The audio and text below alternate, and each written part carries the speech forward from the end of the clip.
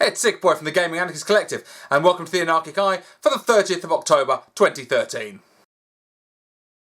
It's another day and another confirmation with regards to the graphical fidelity of the PlayStation 4 versus the Xbox One. It turns out that Call of Duty Ghosts, the go-to platform, the Xbox One, will not run natively in 1080p at 60 frames per second.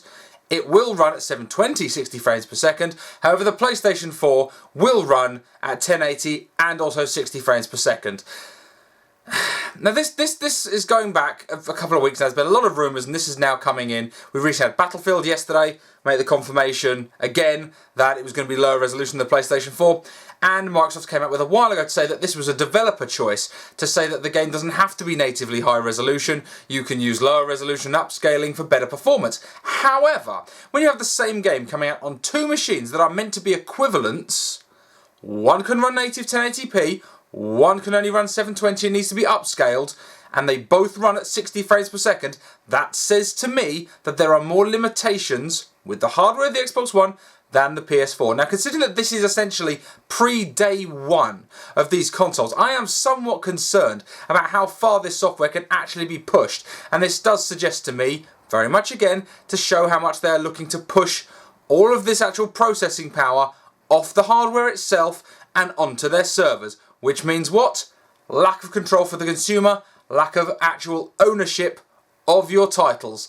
That is clearly the way things are going to be going. If this life cycle is, if the Xbox One is going to last 10 years, as they're saying, and they can't hit native resolution 1080p on against equivalent software now, well then, come 2023, I cannot imagine there being very much being played off discs that you actually own, or even digital content that you own, because let's face it, they're not going to implement digital content policies that allow you to retain ownership of your product.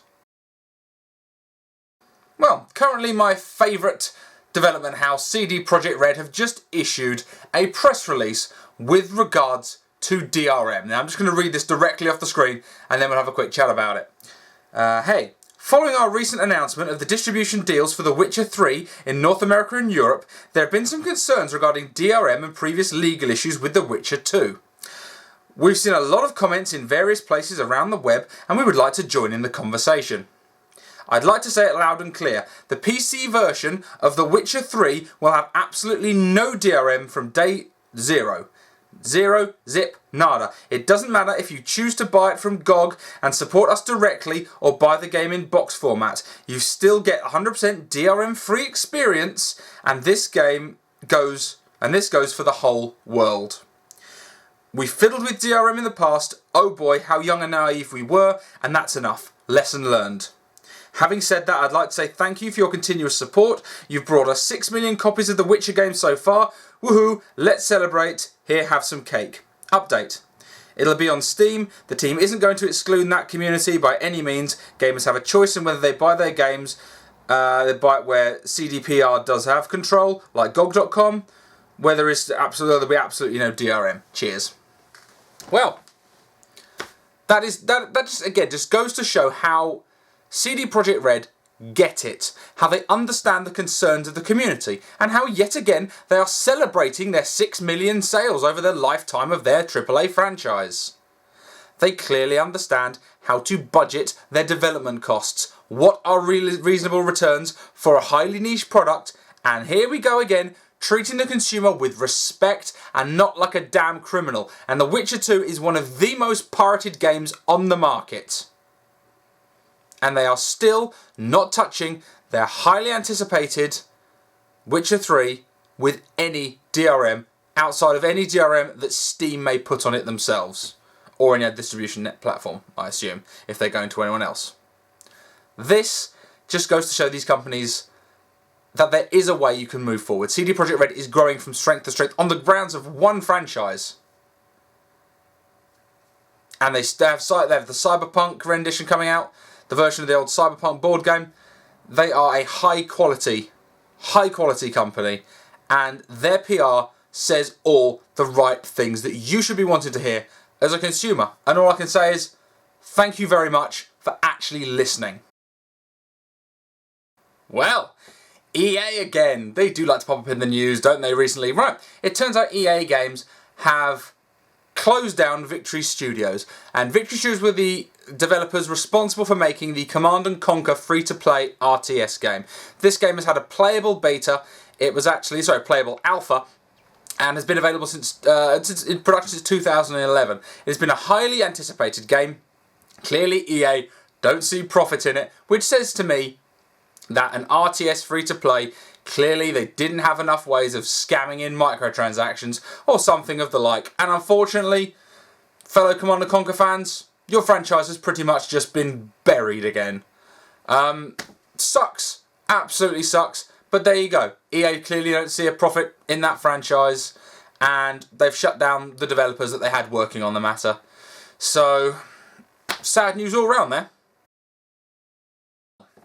Blockbuster Videos that have been in so much financial trouble. In fact, the one in my town shut down a while ago, and they have announced that they will not be honouring their pre-orders of next-gen consoles. So anyone who has pre-ordered their hardware, next-gen hardware, from Blockbuster, they are willing to give you your money back, which you're damn well entitled to, but you need to have a valid receipt. So bring your receipt, go back there, and I sincerely hope you can get one elsewhere if you're still looking to buy, because that is a shitty thing, and unfortunately that company has been walking the tightrope for some time now, and they've left thousands, presumably their customers, absolutely high and dry.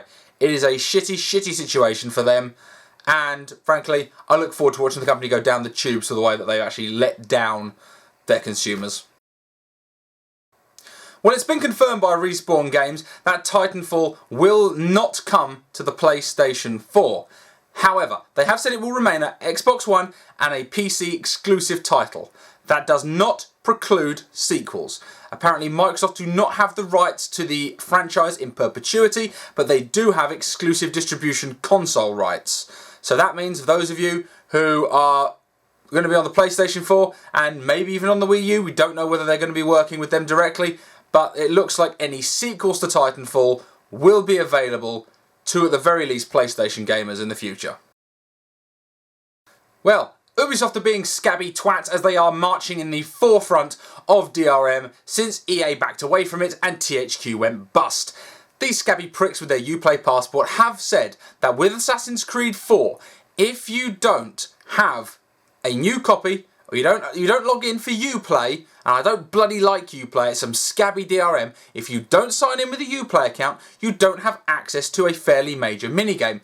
That minigame being that when you add a ship to your fleet, very much like with the Assassin's Creed Brotherhood, where you could send assassins off on missions, you could send these ships off on missions in order to gain money and what have you, to build your resources in the game. That is going to be entirely barred behind a Uplay passport. That means, again, second-hand copies, again, nice surcharge for the DRM for a single-player game. I'm getting sick and tired of Ubisoft's bullshit DRM practices. Now, they have been given somewhat of a pass with the way that EA and Capcom have behaved over the last 12 months, but Ubisoft have been consistently shit, certainly when it comes to their DRM perspective. And this is just another example of how scabby they can actually be. Well, some of the functionality has been confirmed for the PlayStation 4, and much like the Xbox One, a lot of their functionality is not going to be available at launch. There will be no YouTube integration for uploads directly for their clips, just Ustream and Twitch. There won't be the ability to post comment on anything. They have confirmed that your previous 15 minutes of gameplay will be recorded by default, and by pressing the share button, that then records it. If you don't actually do anything, that 15 minutes gets replaced by the next 15 minutes. They've also gone on to further confirm something that they've been talking about for a while, that they will allow publishers to copyright bar certain aspects of their game that they consider to be spoilerous.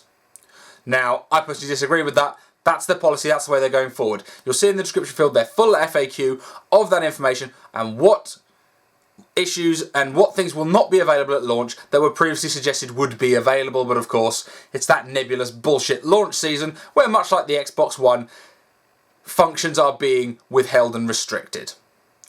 Anyway, guys, thanks a lot for watching. You've been looking through the 2020 vision of the Anarchic Eye. I'll catch you guys later.